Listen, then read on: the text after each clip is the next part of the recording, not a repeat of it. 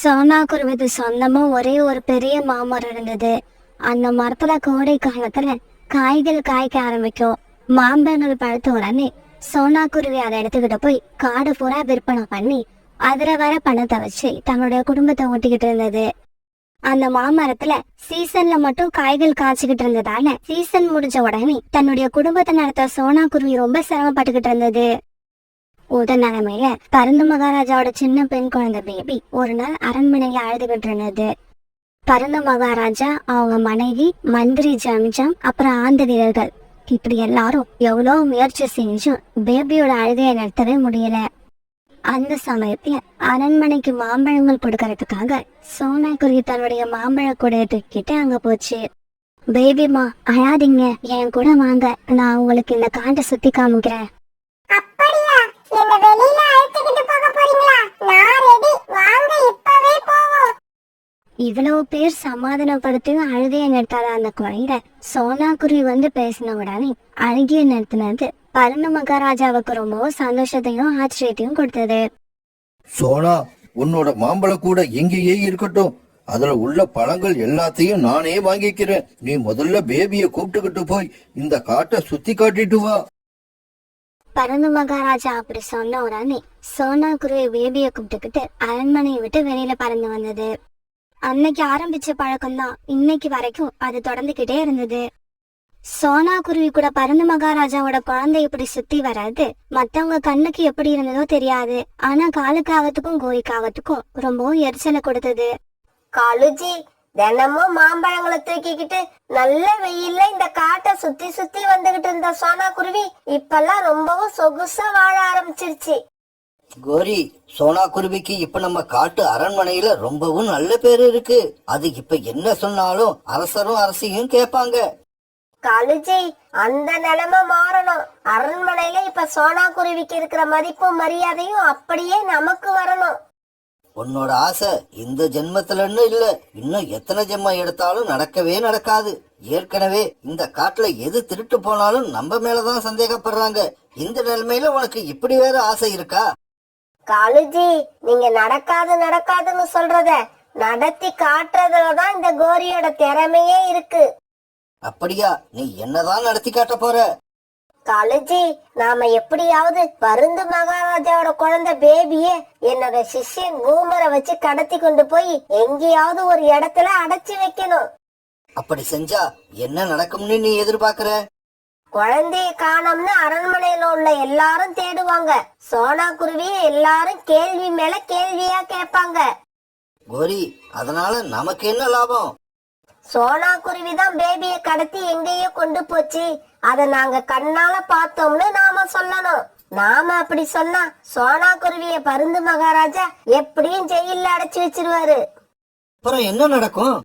அதுக்கப்புறம் தான் முக்கியமான சீனே இருக்கு. நாம 2 பேரும் அந்த பேபி குழந்தைய நாம கண்டுபிடிச்ச மாதிரி அழைச்சிக்கிட்டு போய் அரண்மனையில நிறுத்தணும். கோரி, உன்னோட மூளை எவ்வளவு சூப்பரா வேலை செய்யுது தெரியுமா? நாம மட்டும் இந்த பிளான கரெக்டா நடத்தி முடிச்சிட்டோம்னா அரண்மனையில நம்மள எல்லாரும் தலைமையில தூக்கி வச்சு கொண்டாடுவாங்க. சரி சரி, நடக்க போறது நினைச்சு சந்தோஷப்பட்டது போதும். நாம இப்பவே போய் பூமரை பார்த்து அந்த பேபி குழந்தைய கடத்த சொல்லுவோம். இப்படி பேசிக்கிட்ட காங்கள் 2 பேரும் உடனே பூமர் ஆந்திய பார்க்க பறந்து போனாங்க. தலைவி, நீங்க சொல்ற வேலையை செஞ்சு முடிச்சா எனக்கு என்ன கொடுப்பீங்க? இங்க பாரு பூமர், நாங்க மறுபடியும் பருந்து மகாராஜாவோட குழந்தைய அவர்கிட்ட கொண்டு போய் ஒப்படைச்சா அவர் எங்களுக்கு ஏராளமான தங்க நாணயங்கள் கொடுப்பாரு. அதுல உனக்கு 50 தங்க நாணயங்கள் கொடுக்கறோம். அதெல்லாம் முடியாது. அரசர் உங்களுக்கு என்ன கொடுக்கறாரோ அதுல பாதி எனக்கு வரணும். பிறகு வேற வழி இல்லாத காலுக்காகவும் கோரிக்காகவும் அதுக்கு ஒத்துக்கிட்டாங்க. சரி, அந்த பேபி குழந்தை எங்க இருக்குன்னு சொல்லுங்க, இப்பவே கடத்திடுறேன். எங்க காட்டுல இருக்கிற அருவி கரையில தான் அந்த குழந்தைய வச்சுக்கிட்டு சோனா குருவி உட்கார்ந்து இருக்கு. இப்பவே போறேன். எப்படியாவது அந்த குழந்தைய கடத்திக்கிட்டு போய் நீங்க சொன்ன மாதிரி அந்த குகையில அடைச்சு வைக்கிறேன். பேபி, இங்க உள்ள பூக்கள் எல்லாம் எவ்வளவு அழகா இருக்கு பாத்தியா? இல்ல, எனக்கு எந்த பூவுமே பிடிக்கல. அப்படியா? உனக்கு என்ன கலர் பூ ரொம்ப பிடிக்கும்? எனக்கு கருப்பு கலர் பூ தான் பிடிக்கும். சரி பேபி, நீ இங்கேயே உட்காந்துரு. நான் இன்னும் கொஞ்சம் தூரம் போய் கருப்பு கலர்ல பூ இருக்கான்னு தேடி பார்த்துட்டு வரேன். இப்படி சொன்ன சோனா குருவி பிறகு கருப்பு கலர் பூவை தேடி பறந்து போச்சு. இந்த சந்தர்ப்பத்துக்காக மறைஞ்சிருந்து சோனா குருவிய பாத்துக்கிட்டே இருந்த பூமர் உடனே அந்த இடத்துக்கு வந்துச்சு. அது நினைச்ச மாதிரியே பேபி குழந்தைய தூக்கிட்டு அந்த காட்டுல இருந்த பாழடைஞ்ச குகையை நோக்கி பறந்து போச்சு. இப்படி தூக்கிட்டு போன பேபிய பூமர் அங்க இருந்து ஒரு கல்லுல கட்டி போட்டுச்சு.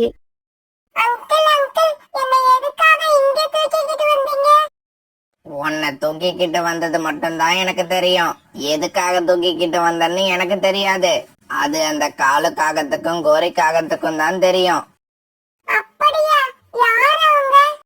அவங்க தான் உன்னை தூக்கிக்கிட்டு வர சொல்லி எனக்கு உத்தரவு போட்டவங்க.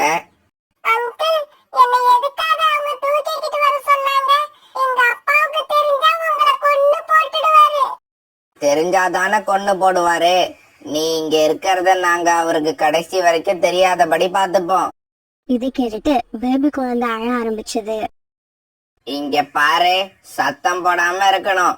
சத்தம் போட்ட உன்னை கொன்னு போட்டுடுவேன். இப்படி சொல்லிட்டு பூமர் அந்த அங்க இருந்து பறந்து போயிடுச்சு. இங்க பாருங்க, நீங்க சொன்னபடி பேபி குழந்தைய அந்த பால் அடைஞ்ச குகையில கட்டி போட்டுட்டேன். இதோட என்னோட வேலை முடிஞ்சது. நீங்க சீக்கிரமா உங்க வேலைய முடிச்சிட்டு அரசர் கொடுக்கற வெகுமதியோட என்ன வந்து பாருங்க. இப்படி சொல்லிட்டு பூமர் அந்த தன்னுடைய காட்டுக்கு பறந்து போயிடுச்சு. கருப்பு கலர் பூ எடுத்துக்கிட்டு மறுபடியும் அருவிக்கரைக்கு வந்த சோனா குருவி குழந்தைய காணாம கண்ணீர் விட்டு அழுதுச்சு. பிறகு இந்த விஷயத்த அரண்மனைக்கு போய் பருந்து மகாராஜா கிட்ட சொல்லுச்சு. சோனா, நீ என்ன சொல்ற?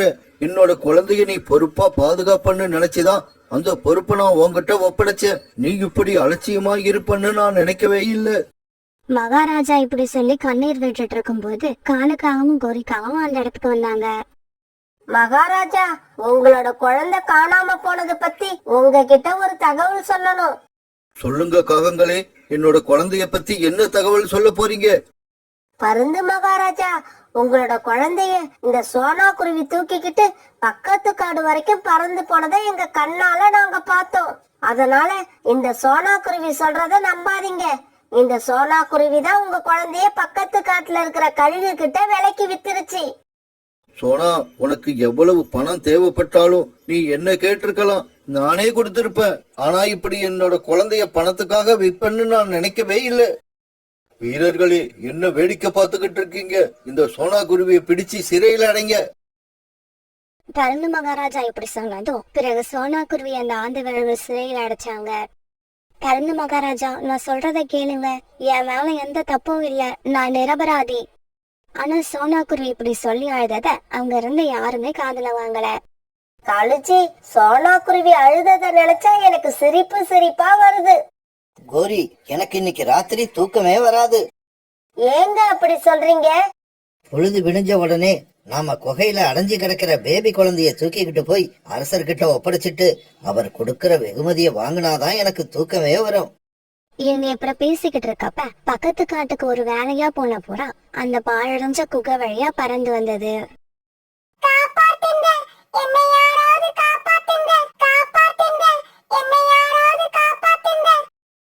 என்ன இது? ஏதோ குழந்தை கத்துற சத்தம் கேக்குது. அந்த சத்தம் இந்த குகைக்குள்ள இருந்து தான் வருது. இப்படி யோசிச்ச புறா அந்த குகைக்குள்ள போய் பார்த்தது. குகைக்குள்ள அடைக்கப்பட்டு கிடந்த பேபி குழந்தைய பார்த்ததும் புறா அதிர்ச்சி ஆயிடுச்சு. ஆமா, நீ பருந்தரசரோட குழந்தை பேபி தானே? அது சரி, உன்னை இங்க யார் கொண்டு வந்து கட்டி போட்டது?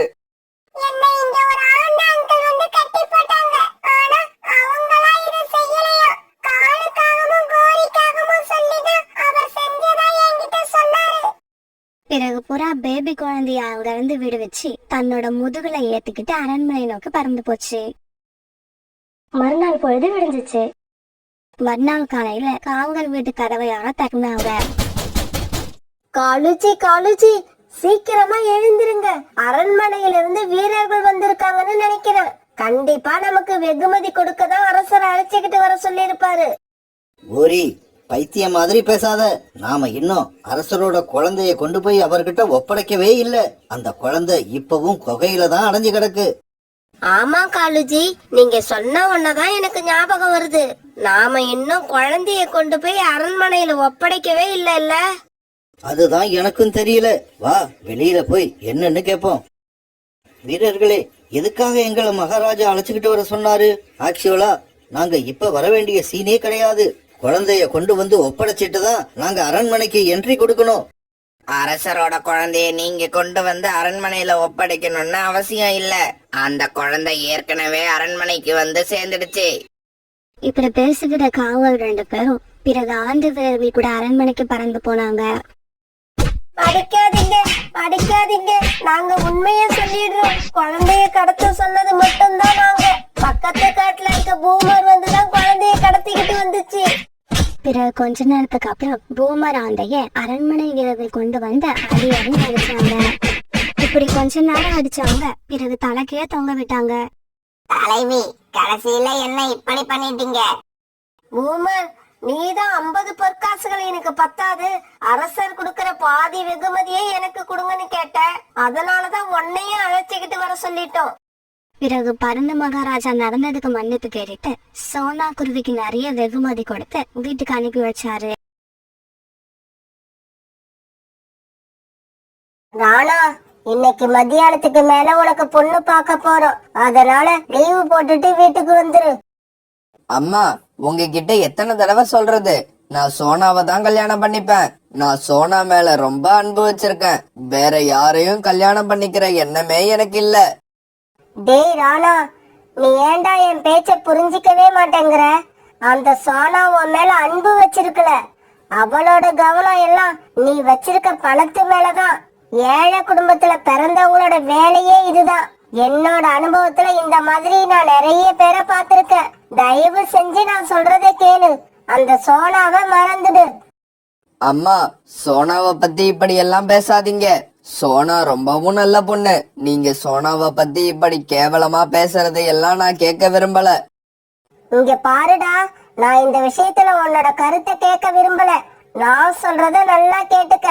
அடுத்த வாரம் பொண்ணு வீட்ல இருந்து மாப்பிள்ளை வீட்டை பார்க்க வராங்க. அதுல இருந்து 2வது நாள் உனக்கும் அந்த பொண்ணுக்கும் கல்யாணம் பண்றதா நான் முடிவு பண்ணிட்டேன். தன்னோட அம்மா இப்படி பேசினது ராணாவுக்கு கொஞ்சம் கூட பிடிக்கவே இல்லை. உடனே கோவமா அங்கிருந்து வெளியில பறந்து போயிடுச்சு. மீனாட்சி அம்மா இந்த கல்யாணத்துக்கு ஒத்துக்க மாட்டாங்கன்னு ராணாவுக்கு நல்லாவே தெரியும். அதனாலதான் ராணா குருவி தன்னோட கல்யாணத்தை பத்தி ஏற்கனவே ஒரு முடிவு பண்ணி வச்சிருந்துச்சு. ராணா குருவி தன் முடிவு பண்ணி வச்சிருந்த மாதிரியே சோனாவை கோயில வச்சு கல்யாணம் பண்ணிக்கிச்சு. பிறகு சோனாவை கூப்பிட்டுக்கிட்டு தன்னோட வீட்டுக்கு போச்சு. ராணா, என்னோட பேச்ச கேட்காம நீ இந்த சோனாவை கல்யாணம் பண்ணிக்கிட்டல. இந்த கல்யாணத்தை நான் ஒரு நாளும் ஏத்துக்க மாட்டேன். இந்த நிமிஷமே நீ இந்த வீட்டை விட்டு வெளியே போயிடுங்க. என்னோட வீட்டுல இந்த ஏமாத்துக்காரிக்கு இடம் கிடையாது. அம்மா, நீங்க என்ன வேணாலும் சொல்லிட்டு போங்க. நான் சோனாவை கல்யாணம் பண்ணிக்கிட்டேன். சோனா என்னோட மனைவி. இந்த வீட்ல இருக்கோமோ இல்லையோ, ஆனா எங்க இருந்தாலும் நாங்க 2 பேரும் ஒன்னாதான் இருப்போம். இங்க பாரு ராணா, வீட்டை விட்டு வெளியில போயிடு. என்னைக்காவது ஒரு நாள் இவளை கல்யாணம் பண்ணனதை நினைச்சு நீ வருத்தப்பட வேண்டிய சூழ்நிலை வரும். அன்னைக்கு இந்த அம்மாவை பத்தி யோசிச்சு பாப்ப. இப்படி சொன்ன மீனாட்சி அம்மா பிறகு ராணாவையும் சோனாவையும் கழுத்தை பிடிச்சு வெளியே தள்ளாத குறையா வீட்டை விட்டு வெளியில அனுப்பிட்டாங்க. ராணாஜி, இப்ப நம்ம எங்க போறது, எங்க தங்குறது? சோனா, எங்க அம்மா இப்படி பண்ணுவாங்கன்னு எனக்கு ஏற்கனவே தெரியும். அதனாலதான் வாடகைக்கு ஒரு வீடு பார்த்து வச்சிருக்கேன். வா, நாம அந்த வீட்டுக்கு போவோம். இப்படி சொன்ன ராணா குருவி பிறகு சோனாவை கூப்பிட்டுக்கிட்டு வாடகை வீட்டுக்கு பறந்து போச்சு. ராணா குருவி பார்த்திருந்த வாடகை வீடு ரொம்பவும் நல்லா இருந்தது. ராணா குருவியும் சோனா குருவியும் பிறகு அந்த வீட்டுல வாழ ஆரம்பிச்சாங்க. இப்படியே சில நாட்கள் நகர்ந்துச்சு. ஒரு நாள் ராணா குருவி வேலை செய்யற ஆபீஸ்ல செய்யாத தப்புக்காக மேனேஜர் ராணா குருவிய கண்டபடி திட்டாரு. இதனால கோபம் வந்த ராணா குருவியும் மேனேஜரை எதிர்த்து பேசிடுச்சு. மற்ற தொழிலாளிகள் முன்னால ராணா குருவி இப்படி பேசினதான அவமானப்பட்ட மேனேஜர் ராணா குருவிய வேலையை விட்டு எடுத்துட்டாரு. அன்னைக்கு ராணா குருவி சோகமான மனசோட தன்னோட வீட்டுக்கு வந்துச்சு. சோனா, இன்னைக்கு நடக்க கூடாதது நடந்து போச்சு.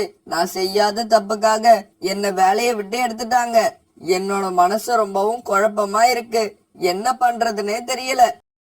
ராணாஜி, நானே உங்க தைரியத்துல தான் இருக்கேன். இந்த நிலைமையில நீங்களே இப்படி பேசினா நான் என்ன செய்வேன்? அப்படி இல்ல சோனா, ஏற்கனவே அம்மா நம்மள வீட்டை விட்டு வெளியில அனுப்புனதையே நான் நினைச்சு கவலைப்பட்டுக்கிட்டு இருக்கேன். இந்த சூழ்நிலையில வேலையும் போன உடனே நான் ரொம்ப அப்செட் ஆயிட்டேன். வீட்டுக்கு வாடகை கொடுக்கணும், குடும்ப செலவுக்கு பணம் வேணும். இதுக்கெல்லாம் என்ன பண்றதுன்னு யோசிச்சு யோசிச்சு எனக்கு பைத்தியமே பிடிச்சிடும் போல இருக்கு. ராணாஜி, இதுக்கு ஏன் இவ்வளவு கவலைப்படுறீங்க? இந்த கம்பெனி இல்லாட்டி வேற கம்பெனில வேலைக்கு ட்ரை பண்ணுங்க. உங்களோட திறமைக்கு எப்படி இருந்தாலும் வேலை கிடைக்கும். ஆமா சோனா, நீ சொல்றது சரிதான். நான் நாளைக்கு பக்கத்து காட்டுக்கு போறேன். ஏன்னா அங்கதான் நிறைய ஃபேக்டரி இருக்கு. அங்க போனா எனக்கு வேலை கிடைக்குங்கிற நம்பிக்கையும் எனக்கு இருக்கு. இப்ப வாங்கின சம்பளத்தை விட குறைவா கிடைச்சா கூட நான் கவலைப்பட மாட்டேன். குடும்பத்தை பிரச்சனை இல்லாம நடத்துற அளவுக்கு பணம் கிடைச்சாலே போதும். இப்படி பேசிக்கிட்ட ராணாக்குருவும் சோனாக்குருவும் பிறகு இரவு உணவை சாப்பிட்டாங்க. இப்படி இரவு உணவு சாப்பிட்டவங்க பிறகு அப்படியே படுத்து தூங்கினாங்க. மறுநாள் பொழுது விடிஞ்சிச்சு. ராணாக்குருவி காலையிலே கிளம்பி வேலை தேடுறதுக்காக பக்கத்து காடு நோக்கி பறந்து போச்சு. இப்படி வேலை கேட்டு போன ராணாக்குருவி கேட்ட கேள்வி எல்லாத்துக்கும் சரியான பதில் சொல்லுச்சு. அதனால ரொம்பவும் சந்தோஷமான அந்த கம்பெனிக்காரங்க ராணாக்குருவிக்கு உடனே வேலை கொடுத்துட்டாங்க. ஏற்கனவே வாங்கிட்டு இருந்த சம்பளத்தை விட அதிகமான சம்பளம் கொடுக்கறதா சொன்னாங்க. இதையெல்லாம் கேட்ட ராணாக்குருவிக்கு ரொம்பவும் சந்தோஷமா இருந்தது. நாம இது வரைக்கும் சோனாவுக்கு பிடிச்சது எதுவுமே வாங்கி கொடுக்கல. அதனால இன்னைக்கு சோனாவுக்கு பிடிச்ச ரசகுல்லாவை கண்டிப்பா வாங்கிக்கிட்டு போகணும். இப்படி நினைச்ச ராணாக்குருவி நேரா ஸ்வீட் ஸ்டாலுக்கு போச்சு. அங்க போனதும் சோனாக்குருவிக்காக ரசகுல்லா வாங்கிச்சு. பிறகு அதை எடுத்துக்கிட்டு தன்னோட வீட்டுக்கு சந்தோஷமா பறந்து போச்சு. இப்படி பறந்து போன ராணாக்குருவியோட மனசு இந்த விஷயத்த சீக்கிரமா போய் சோனாக்குருவி கிட்ட சொல்லி சோனாக்குருவிய சந்தோஷப்படுத்தணும்னு நினைச்சுக்கிட்டே இருந்தது. இப்படி ராணாக்குருவியோட கவனம் வேற பக்கம் போனதால எதிரில இருந்த ஒரு மரத்தோட கிளைய அது கவனிக்கவே இல்ல. வேகமா பறந்து போன ராணாக்குருவி திடீர்னு இந்த மரக்கிளையில மோதிடுச்சு. பிறகு அப்படியே கீழே வந்துடுச்சு. இப்படி கீழே வந்த ராணாக்குருவிய அந்த வழியா பறந்து வந்த சில பறவைகள் பார்த்துட்டு பறந்து டாக்டர் ஹாஸ்பிட்டலுக்கு கொண்டு வந்து சேர்த்தாங்க. பிறகு இந்த செய்தியை கேள்விப்பட்ட சோனாக்குருவியும் ஹாஸ்பிட்டலுக்கு பறந்து வந்துச்சு. டாக்டர், என்னோட கணவர் இப்ப எப்படி இருக்காரு? அவருக்கு என்ன ஆச்சு? இங்க பாரு சோனா, உன்னோட கணவர் ரெக்கையில ஒண்ணு ரொம்பவும் காயம்பட்டு இருக்கு. இப்போதைக்கு மருந்து போட்டு மாத்திரை கொடுத்துருக்க. ஆனா இன்னும் 6 மாசத்துக்குள்ள ராணாவோட ரெக்கையில ஒரு ஆபரேஷன் பண்ணி ஆகணும். 6 மாசத்துக்குள்ள பண்ணலன்னா அதுக்கப்புறம் ராணாவால பறக்கவே முடியாது. அப்புறம் இந்த 6 மாசமும் ராணா ஓய்வா இருக்கணும். எந்த வேலையும் செய்யக்கூடாது. பிறகு சோனாக்குருவி ராணாவை வீட்டுக்கு அழைச்சிட்டு போச்சு. சோனா, நான் உன்னை கல்யாணம் பண்ணி உன்னோட சந்தோஷத்தையே அழிச்சிட்டேன். இப்படி எல்லாம் நடக்கும்னு தெரிஞ்சிருந்தா நான் உன்னை கல்யாணம் பண்ணிருக்கவே மாட்டேன். ராணாஜி, அப்படியெல்லாம் பேசாதீங்க. எல்லாத்துக்கும் நான் தான் காரணம். நீங்க என்ன கல்யாணம் பண்ணதுதான் தப்பு. நீங்க உங்க அம்மா சொன்ன பொண்ணையே கல்யாணம் பண்ணியிருந்தா உங்க வாழ்க்கை சந்தோஷமா இருந்திருக்கும். சோனா, இன்னும் ஒரு தடவை இப்படி எல்லாம் பேசாத. நடந்ததுக்கெல்லாம் நான் தான் முழு காரணம். நான் செஞ்சதுதான் தப்பு. இவங்க 2 பேரும் இப்படி பேசிக்கிட்டு இருக்கப்ப பக்கத்து வீட்டுல இருந்து கோரிக்காவும் இவங்கள பாக்குறதுக்காக அங்க வந்தது. இப்படி வந்த கோரிக்காவும் இவங்க 2 பேரும் அழுதுகிட்டு இருக்கத பார்த்துட்டு அதிர்ச்சி ஆயிடுச்சு. ஆமா, என்ன இது 2 பேரும் இப்படி அழுதுகிட்டு உட்கார்ந்துருக்கீங்க? கல்யாணம் பண்ணி இன்னும் 6 மாசம் கூட ஆகல, அதுக்குள்ள உங்களுக்கு என்னாச்சு? கோரிக்காவை இப்படி கேட்டதும் சோனாக்குருவி நடந்தது எல்லாத்தையும் அழுதுகிட்டே சொல்லுச்சு. கோரி அக்கா, எங்களுக்கு மட்டும் ஏன்னா இப்படி நடக்குதுன்னு தெரியல. வாழ்க்கையோட சந்தோஷத்தை மட்டுமே பார்த்துக்கிட்டு இருந்த என்னோட கணவர் என்ன கல்யாணம் பண்ணதால இப்ப கஷ்டத்தை அனுபவிக்கிறாரு. சோனா, இப்படி பேசுறதெல்லாம் சுத்த பைத்தியக்காரத்தனம். யாரும் எதுக்கும் காரணம் கிடையாது. அப்புறம் இன்னொரு விஷயம் தெரியுமா? கஷ்டம் வந்ததுக்கு அப்புறம் அதுல இருந்து வெளியில வர்றதுக்கு என்ன வழின்னு யோசிக்காம இப்படி அழுது புலம்பிக்கிட்டு இருந்தா கடைசி வரைக்கும் கஷ்டத்தை விட்டு உங்களால வெளியில வரவே முடியாது. கோரி, இப்ப எங்களை என்னதான் பண்ண சொல்ற? என்னால இன்னும் 6 மாசத்துக்கு எந்த வேலையும் பார்க்க முடியாது. சோனாவுக்கும் எந்த வேலையும் தெரியாது. குடும்பத்தை நடத்துறதுக்கு இப்படி நாங்க திணறிக்கிட்டு இருக்கிறப்ப 6 மாசத்துக்குள்ள எனக்கு ஆபரேஷன் பண்ணி ஆகணும். இதுக்கெல்லாம் நாங்க பணத்துக்கு எங்க போறது? இங்க பாரு ராணா, சோனாவுக்கு எந்த வேலையும் தெரியாதுன்னு நீ சொல்றத என்னால ஒத்துக்க முடியாது.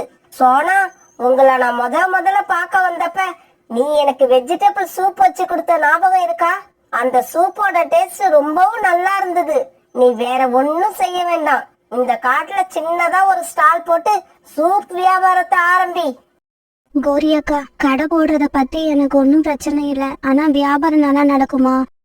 நடக்குமா நடக்காதான்னு கடைய ஆரம்பிச்சதுக்கு அப்புறம் தான் தெரியும். நீ நாளைக்கு கடைய ஆரம்பிக்க முயற்சி செய்யறதுல தப்பே இல்ல. முயற்சி செய்யாம வீட்டுக்குள்ளேயே உட்காந்து புலம்பிக்கிட்டு இருக்கிறது தான் பெரிய தப்பு. இப்படி சொன்ன கோரிக்காவா பிறகு தன்னுடைய வீட்டுக்கு பறந்து போயிடுச்சு. கோரிக்காவா வீட்டை விட்டு போன பிறகு ராணா குருவி சோனா குருவி 2 பேருமே ரொம்ப யோசனையில உட்கார்ந்து இருந்தாங்க. சோனா, என்ன யோசனையில இருக்க? ஒன்னும் இல்ல ராணாஜி, கோரி அக்கா சொன்ன மாதிரி இப்ப நம்ம சூப் கடை வைக்கணும்னா கூட குறைச்சலா 500 ரூபாய் பணம் தேவைப்படுது. அதுக்குதான் என்ன பண்றதுன்னு யோசிச்சுக்கிட்டு இருக்க. சோனா, உன் மேல இந்த அளவுக்கு அக்கறையா? கோரி அக்காவை தவிர வேற யாரும் இருக்க மாட்டாங்க. நீ அவங்க கிட்டயே போய் பணம் கேளு, கண்டிப்பா கொடுப்பாங்க. பிறகு சோனா குருவி கோரி வீட்டுக்கு பறந்து போச்சு. வா சோனா, வா வா, நானே வேலையெல்லாம் முடிச்சிட்டு உங்க வீட்டுக்கு வரலாம்னு தான் இருந்தேன். ஏன்னா சூப்பு கடை வைங்கன்னு சொல்லிட்டு வந்துட்டேன். ஆனா அதுக்கு தேவையான பணம் உங்ககிட்ட இருக்கா இல்லையான்னு எனக்கு தெரியாது. சரி சரி, இப்ப சொல்லு, உனக்கு எவ்வளவு பணம் வேணும்? 500 ரூபாய் போதுமா இல்ல 1000 ரூபாய் வேணுமா? கோரிக்காவை இப்படி கேட்டதும் சோனா குருவியோட கண்ணில இருந்து ஆனந்த கரையில் வந்தது. கோரி அக்கா, நீங்க செய்யற உதவிய நாங்க உயிர் போற வரைக்கும் மறக்க மாட்டோம். இங்க பாரு சோனா, இந்த வார்த்தையை நீ இப்ப சொல்லக்கூடாது. சூப்பு கடை வச்சு சக்சஸ் பண்ணிட்டு அப்புறமா சொல்லணும். இப்படி சொன்ன கோரிக்காகும் பிறகு சோனா கிட்ட 1000 ரூபாய் பணத்தை கொடுத்தது. பிறகு மறுநாளை சோனா குருவி அந்த காட்டுல சின்னதா ஒரு சூப் கடை ஆரம்பிச்சிச்சு. ஆரம்பத்துல 2-3 நாள் வியாபாரம் கொஞ்சம் சுமாரா இருந்தாலும் நாட்கள் போக போக சோனா குருவியோட கடையில வியாபாரம் சூடு பிடிக்க ஆரம்பிச்சிருச்சு. ராக்கி, நீ எங்க இப்படி? நேத்து கூட நான் உன்னை இதே நேரத்துல இங்க பார்த்தேன்.